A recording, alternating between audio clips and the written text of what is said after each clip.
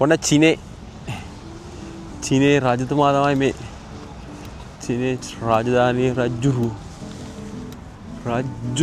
වන්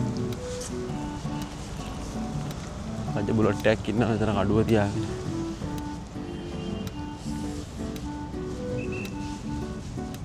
චීනේ රජා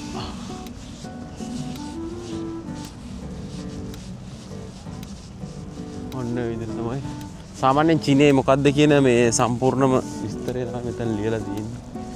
අන්න අර එහා පැත්තේ තියෙනවා ඒ රජතුමා ගැන විස්තරය. මෙන්න මෙතන ලියලා තියෙනවා.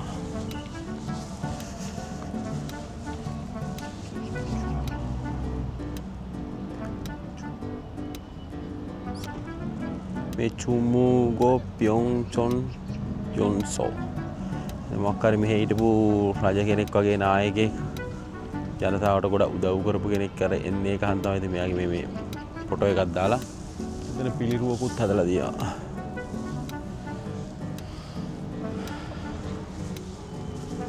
මේ විදිහට තමයි බලා ගන්න තියෙන්නේ.